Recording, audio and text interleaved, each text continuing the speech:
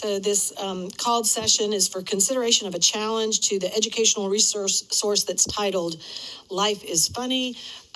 Appreciate council being here today and our board clerk, as I have not chaired one of these sessions. As I understand it, there's a presenter who has filed the appeal, and we will hear from of 10 minutes to present, and then we can have discussion and question by members of the board, after which we can vote on the appeal. Be able to give my remarks and stick around for a few, maybe 10, 15. I'll stick around as long as I can. I am on my lunch break, so being that this wasn't in the evening, it's the only option I had.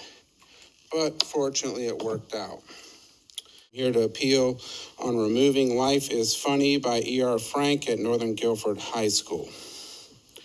I need to read the excerpt from the book so we can fully understand why I'm making this request. So here it goes. I apologize if it offends anyone or makes them uncomfortable.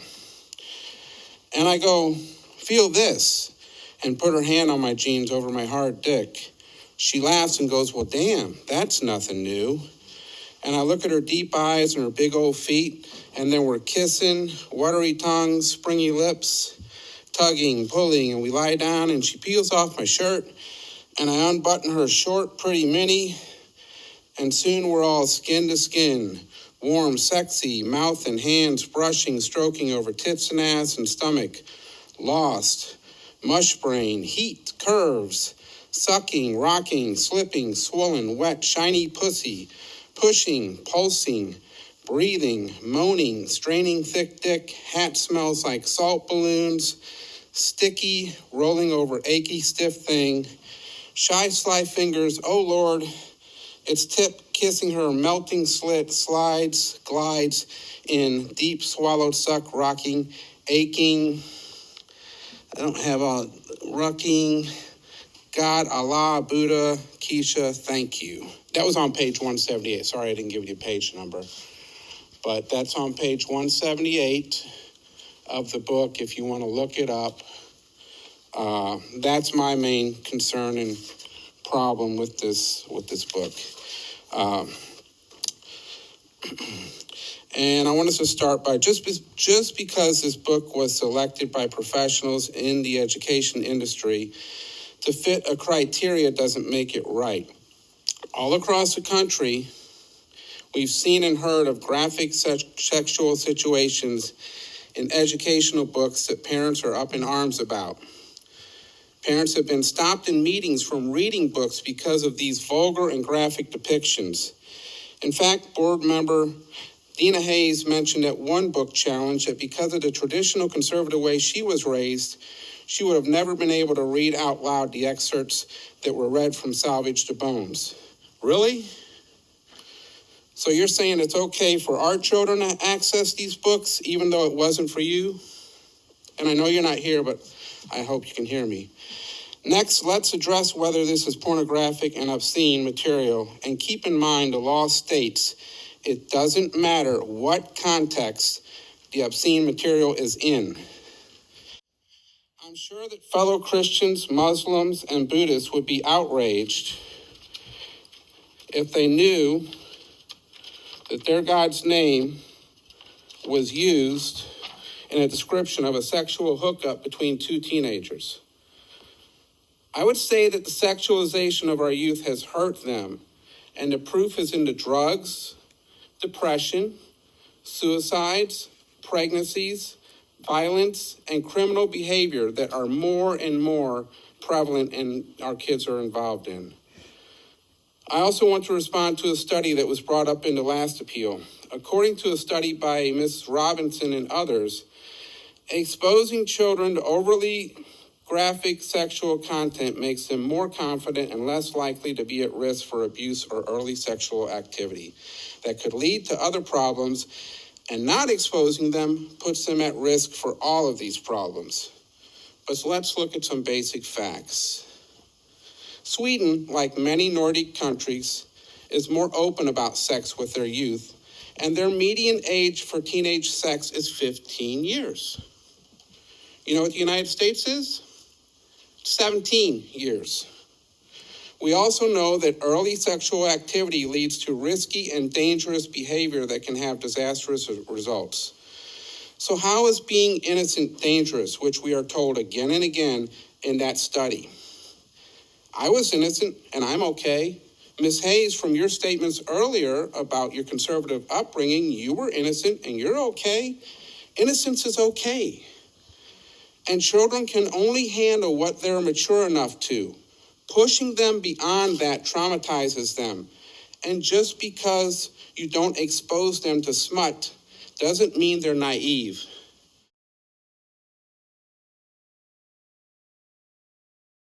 My daughters are well aware of the facts of what's going on around in the world, and they know how to protect themselves. So, if exposing, children younger age to graphic sex is supposed to keep them from trying sex at an early age, then why is that not the case in Sweden, where the median age is 15 years old? And they are more open about it. And so is Iceland and Finland. And no, I don't have the right to control what other kids view, but if following guidance from a flawed study that doesn't hold water, breaking the law, and upsetting parents so much so that they are pulling their kids out, which will weaken the schools, then why are they putting these books in the library and curriculum when they could use books that delivered the same message without being so graphic? I'm not here to argue, fight, start a lawsuit, or ban books. I'm here to help come to an agreement on protecting minors, protecting parents' rights, and working with the school on this situation. As you know, there is a statute stating schools cannot promote sex that depicts or describes anything obscene. Part of that definition is anything describing patently offensive sexual conduct. NC General Statute 14190.1. Schools are supposed to be encouraging students to respect the law, not break it like the schools are. While you can argue a book's artistic or educational value, if part of that book becomes graphic and has offensive sexual conduct, it has to be included in the understanding of this statute. Stories can be told and understood without going into graphic detail. And while kids can get pornography outside of school, schools are not supposed to promote pornography, just like they're not supposed to promote drug use. Parents have rights on what their children have access to in school, and those rights have to be respected, especially in regards to minors. The schools are opening themselves up to lawsuits, withdrawal of students, which many of my neighbors have done, and unhappy, angry parents. If they continue down this road, they will only continue to make parents angry and risk liability. This is not going away, and the school district is going to have to address it one way or another. Let's see if a compromise can be reached that makes parents, schools, and students happy. I suggest an opt-in list for all questionable materials in the media center. These books will be kept in a separate area where a student would have to be in on an opt-in list to access. The school would keep a list of these items on hand, and parents would have to sign an opt-in form at the beginning of the year for their minor children to access these materials. We're talking about minors here, not adults, and parents will do what they can to protect those minor children if they feel they're being harmed, regardless of how someone else sees it. I feel like this solution protects minors, protects parents' rights, and continues to let the school have these materials if they want. It wouldn't be hard to accomplish and would solve the issue. That is why I prefer this over taking the book out. But taking the book out was my only option. I had no other option, but I prefer an opt-in list. I would love to get together at Dr. Oakley's Better Together discussions and work something out. And I want to thank you for your time. Thank you. Life is funny. I was one of the 2 school librarians who opened Northern High School. As such, I would have been part of the team that helped select the books for that opening day collection, of which this book was one. These are the areas for Policy 3200 that we referred to, specific to the selection of leisure reading materials to support our students. Looking at reviews, these are the unbiased selection tools that have positive recommendations for Life is Funny. Specifically, from School Library Journal, its reviews suggest the title for grades 9 and up, describing the book as a coming-of-age story featuring a multicultural cast of characters whose lives intersect over 7 years. While confronting issues with social and societal problems, the characters remain hopeful as they reach out to each other to overcome the trials of their lives. The characters and the voices are distinct, each character written as if by a teen themselves.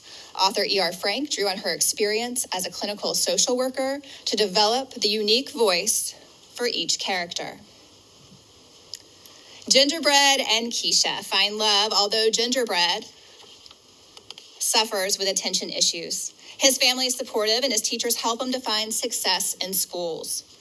His scenes are written with a clear diction and the voice of a neurodiverse teen. I did read it from cover to cover, and it really, the sexual content ends up getting way, but even before the sexual content, I would have concerns with a 14-year-old reading about suicide, about cutting themselves, about a lot of the topics in here without me knowing about it, okay? So, and the problem with this book, Life is Funny, there is not one thing on here that would tell you that this may be a book with some challenging topics in it, that this may be a book with explicit sex in it. Pandora's box was opened a long time ago. Wait, I have one more question for you. Sorry, let me do that so you can sit down. This is, I don't see a page number. Okay. It's this page. The bond use factor. Okay. Can you give a little bit more description of what romantic fiction is? So romantic fiction is going to be a fiction that's going to revolve around relationships. Okay.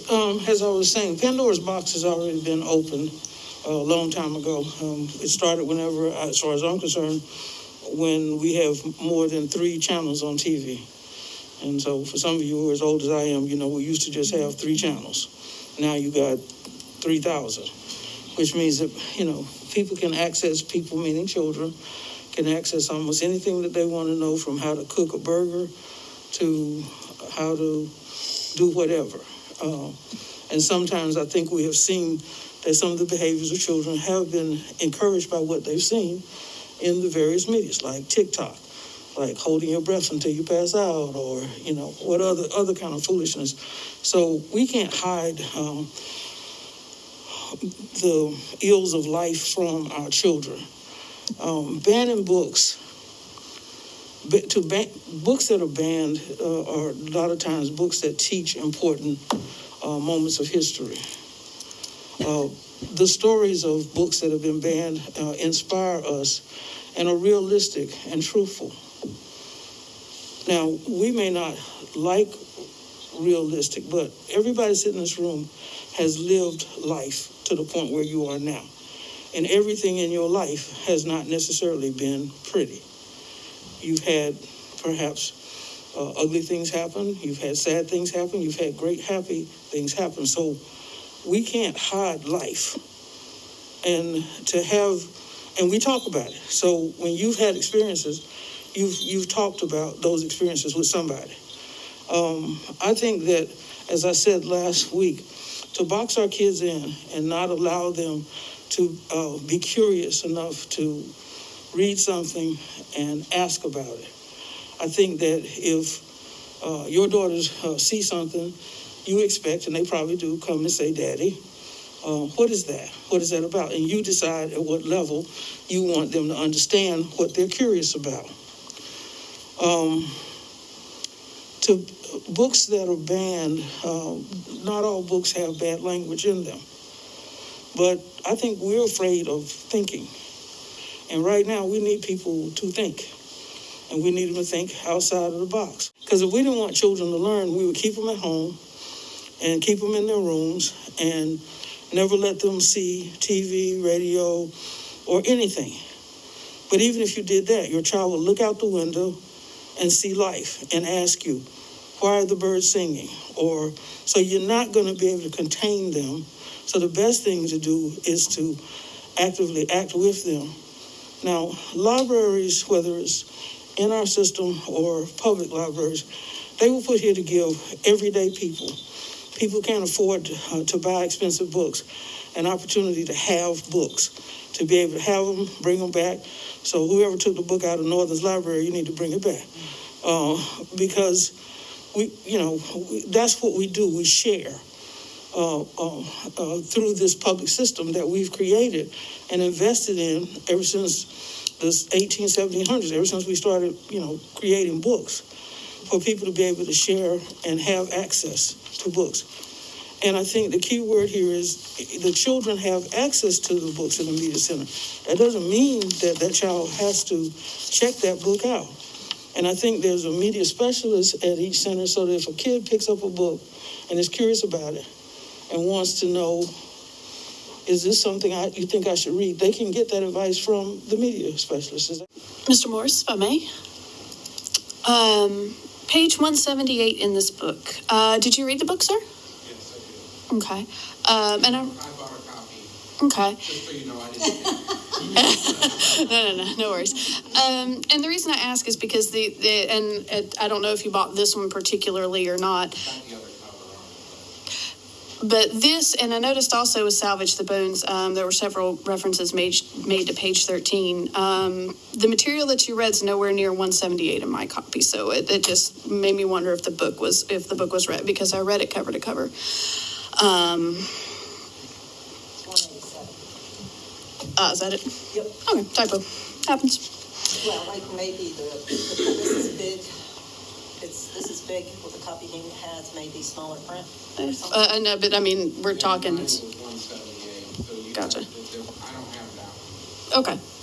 So it just piqued my interest, that's all.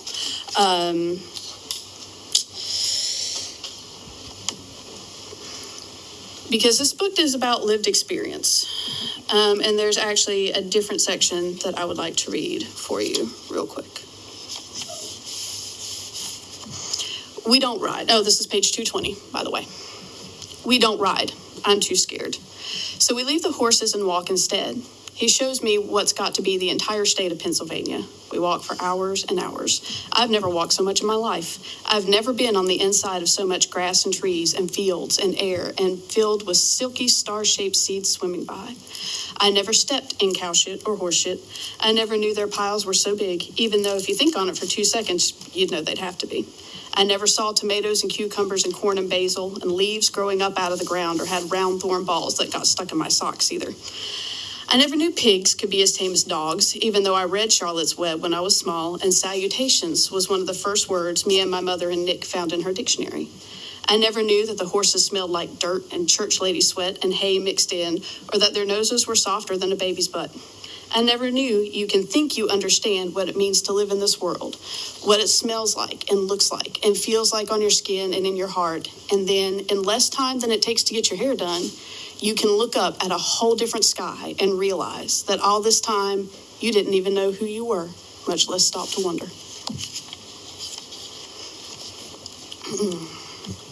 There's a common theme in the books that we're seeing for review, and that is lived experience in teenagers. Do I have the authority to tell them, you may not do this with your child? It's a hard question. And I respect your statement that you are not looking for a book ban, but more a warning system. And that was a conversation that I would be happy to participate in if you and Dr. Oakley decide that's the route you want to go. But that is the question as it is put in front of us, is for the people who are comfortable for this and for teenagers like me who were not okay at these ages, is this something we can look at them and say, no? And unfortunately, that is the question as it is posed today. I think you know that right now we can only look at yes or no. We cannot have a conversation about changing that process. I apologize, but I have to get back to work. So, thank you, everybody. Thank you. Have a great day. You too.